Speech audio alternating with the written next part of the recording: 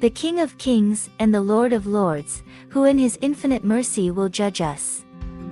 He will judge everyone, children and creatures, free and enslaved, those animated by goodwill and those not, judging the faith and the works of all peoples, to save those who have faith in Christ and accomplishes his works.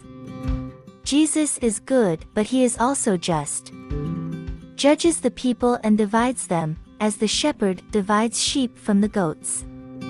Jesus is therefore the good shepherd, but also the supreme judge. Those who are placed on his right hand are the righteous, the blessed of the Father, while those who are placed on his left are turned away from Jesus, called damned, and driven away into eternal fire.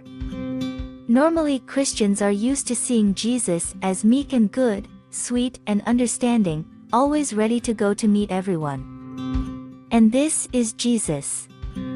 But Jesus is also passion. That live passion that leads him to defend what is of the Father, to defend Christianity, and at the same time to stand against all those who betrayed his teachings, against the hypocrites, Pharisees, against those who scandalize the little ones and the innocent. In today's Gospel, Jesus speaks of the little ones.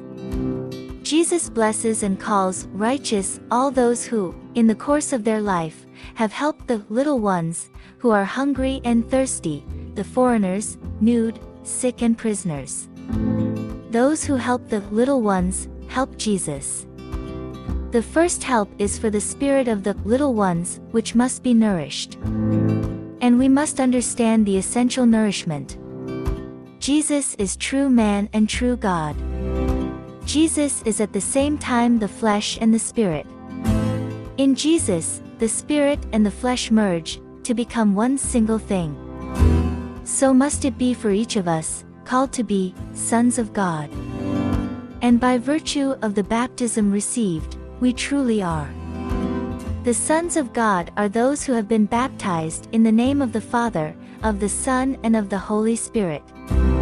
So it is not true, as it is preached in another house, which was before but of which is now no longer, that we are all children of God. One thing is to be sons, other is to be creatures of God. The difference is essential and substantial.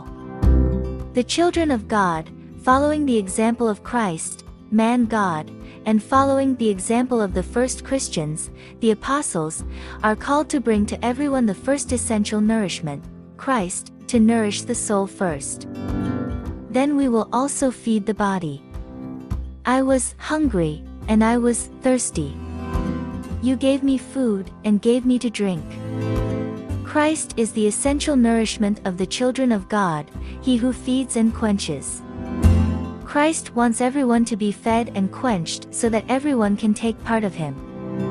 This is to live his Mass that is alive, continuous and pulsating, to participate in the sacrifice of Christ's redemption. The first nourishment to bring to all people, to the little ones in the world, is Christ. Here is the importance of proselytizing, as Jesus commanded. Christians must proselytize. To affirm the contrary, as others continually do, by defining proselytism as a solemn nonsense, means to deny the teaching of Jesus, means to say that Jesus speaks nonsense. Whoever affirms this, cannot be animated by the same spirit of Jesus, but by a spirit contrary to that of Jesus, because he teaches to do the opposite of what Jesus teaches, who commands his children to proselytize. To feed on Christ and to bring Christ and Christianity to all people so that the people may be saved is thus the first duty of a Christian. This is the true and first hunger to feed and the real and first thirst to quench, as Jesus told the Samaritan woman at the well, anyone who drinks this water will be thirsty again, but who drinks of the water that I will give him, will never thirst. Indeed, the water that I will give him will become in him spring of water that gushes for the eternal life.